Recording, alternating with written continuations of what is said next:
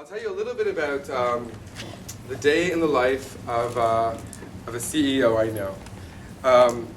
The organization lost 40% of its employees over one summer, and the employees that they lost were all the A players, the ones that you don't want to leave, right? The B's and C's never left. It was the really top talent that left.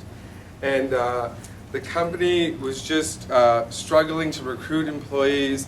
The culture was not very appealing to its employees. They didn't reward or recognize. They weren't really engaged. The customers were unhappy and leaving as well. And it kind of got to rock bottom. And the CEO made the decision of saying, you know what, it's not what I signed up for. I'm not having a good time. This place isn't going anywhere. And I'm leaving. I'm out. And he told this to his second in command, the COO. And the COO stopped him and said, you know, you have this vision in your head of the company you want to create and the culture you want to have and what the organization should look like and feel like and act like. And you need to make that vision a reality. You need to communicate it, and you really need to build that culture of recognition that you know is really important in an organization. And that CEO was me. I was proud to say that on November 2nd, 2005, I worked for the worst company on the planet to work for, I Love Rewards. And I tried to escape, and I wasn't allowed. So I had no choice but to sort of make it better. And I started to listen to my employees. I started to look at what my customers were doing. I started to read a lot about the importance of engaging employees and really focusing on recognition, because to me that's really the differentiator of what I've seen really great companies do. And over the next year, we really focused on changing the DNA of the organization, right? Recognition isn't just something that you do periodically or at a one-off event. It's a process that you build, and you really create that and ingrain it in the culture. You fast forward 9 months later, the worst company in the world to work for, as described by their CEO, was recognized by Maclean's as being a top 100 employer in 2006, so it made a complete 180, and the other accolades just started to sort of fall into place after that.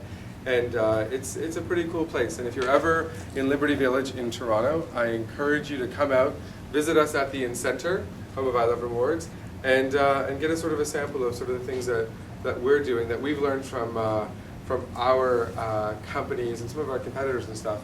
We believe at I Love Rewards that innovation is really important, but we're all about best practices, and R&D at I Love Rewards stands for rip off and duplicate.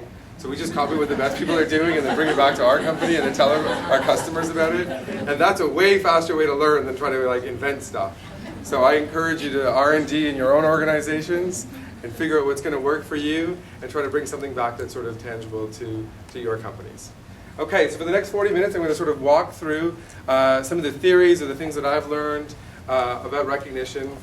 There's a little special Gen Y section and sort of in a down economy, where we are right now. What are the trends? What are people doing to sort of to build out in their organizations today in a down economy?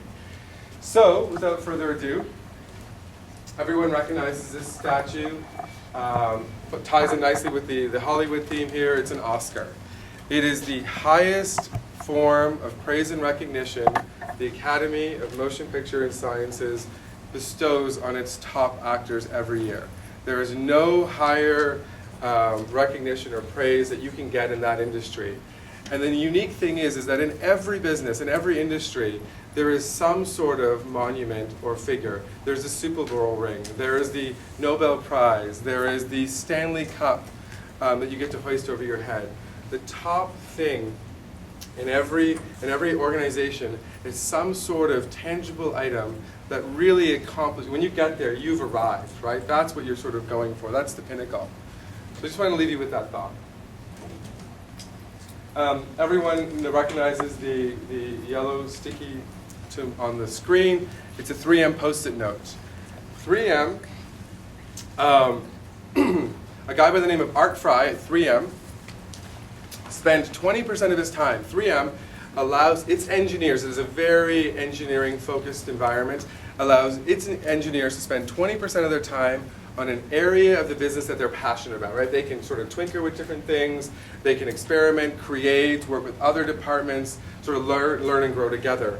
And what Art Fry discovered, actually by accident in his spare time, or in the 20% of his time, is he invented this adhesive that wasn't sticky enough, right? It peeled off of pages, which is not what it was designed to do, but he kept getting requests from people in the organization for this not adhesive enough sticky note. And the people at 3M were using it for all sorts of things, and a peer recommended that Art be recognized for his invention of the Post-it note. And that's history, and Art Fry is a legend at 3M now, and decades later 3M has made billions and billions and billions of dollars off of the Post-it notes. Probably what you recognize Minnesota manufacturing and mining for, right? It's their Post-it note. And a lot of their innovations have come that way, through an environment of innovation, through peers recognizing products that really make a world difference. And what Art received is he received the Innovators Award.